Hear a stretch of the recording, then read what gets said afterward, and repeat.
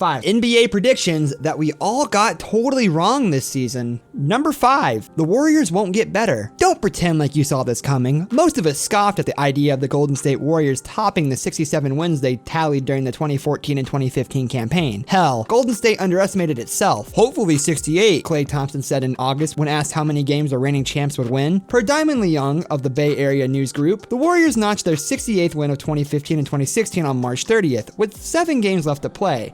Barring an injury to Stephen Curry or Draymond Green, they are going to win at least 73 games, breaking the 1995 and 1996 Chicago Bulls record for the most regular season victories in league history. Maybe you thought Golden State would get better, even though past champions implied otherwise. Perhaps you envision this team as overwhelming favorites to repeat as NBA champions. Most of us, if not all of us, didn't predict this. The Warriors are not only the best team in the association, but the best team ever, period. Number 4, Rudy Gobert is runaway favorite for Defensive Player of the Year.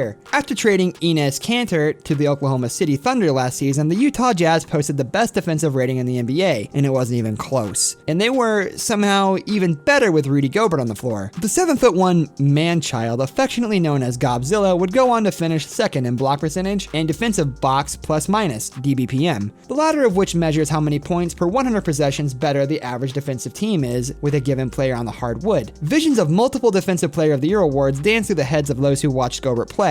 Those premonitions have since been dashed with strong doses of reality. Gobert has missed 20 games in 2015 and 2016, most of them due to a sprained MCL on his left knee, and while the Jazz ranked 9th in defensive efficiency, that's rather disappointing given last year's uprising. Utah has improved on the less glamorous end since the All-Star break. The team ranks 3rd in points allowed per 100 possessions, behind only the Atlanta Hawks and San Antonio Spurs. Gobert even owns a top 5 block rate and DBPM once again, but the Jazz have not been stingy enough for long enough to prop up their big man ZPOY case. Gobert's extended absence didn't help matters either. He has very much become a DPOY afterthought. Number 3, Bucks defense. Last season, Milwaukee's Bucks finished 2nd in defensive efficiency, just behind the league lording Warriors. Signing Greg Monroe and welcoming back Jabari Parker, 2 defensive liabilities, inherently drove down the value of this swarming barricade. But things weren't supposed to get this bad. Milwaukee ranks 21st in defensive rating and is allowing more than 6 additional points per 100 possessions than last season, and that's after a substantial midseason turnaround. The Bucks fell inside the bottom 3 of defensive efficiency before the new year. No one solution has presented itself. The Bucks ran middle of the road in most individual categories and are among the league's best when it comes to defending pick and roll ball handlers and rollmen, the foundation of any stronghold worth its sodium. Inconsistent rim protection and off-ball prevention has plagued Milwaukee more than anything else. Head coach Jason Kidd has tried searching for the right lineup combinations to no avail. Effective defensive units are dodged by a lack of offensive polish, another area in which the Bucks cannot afford to make sacrifices. Expect this roster to undergo a noticeable facelift over the summer. Number 2,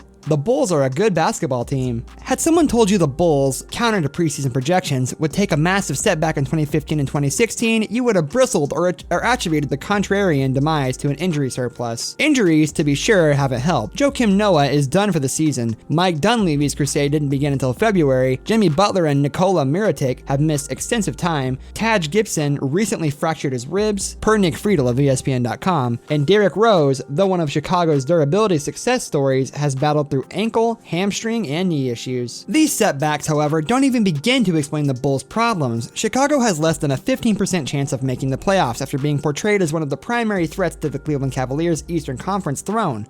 Rookie head coach Fred Hoiberg was supposed to reinvent the offense for the better. The Bulls instead dwell on the bottom 5 of offensive efficiency, situating themselves just above the Los Angeles Lakers, Philadelphia 76ers, and Phoenix Suns. The NBA's premier tire fires. On top of all that, Chicago may now be open to trading Butler, the franchise's lone cornerstone, over the offseason, according to The Vertical's Chris Mannix. The mere sentiment of moving him 1 year after handing him a max deal is tragic comedy. Show me someone who saw all of this coming, from the plunge through the standings to Butler's and the rumor mill, and I'll show you a liar. And number 1, the Rockets are contenders. Smart peeps always knew on some level the Houston Rockets were unlikely to repeat as Western Conference finalists. Golden State still existed, San Antonio won free agency, Oklahoma City brought back a healthy Kevin Durant and Serge Ibaka. Houston automatically dropped down a peg or 3 without incurring any major personnel losses. Still, Bleacher Report's own Josh Martin thought the Rockets would win 56 games. The folks over at ESPN.com also had them securing 56 victories and finishing second in the Western Conference. Houston sits under .500 and is fighting for its playoff life, scrapping and clawing with the Dallas Mavericks and Jazz for one of the West's final 2 slots. Though the offense has improved statistically, it remains entirely too reliant on James Harden. He has used up more isolation possessions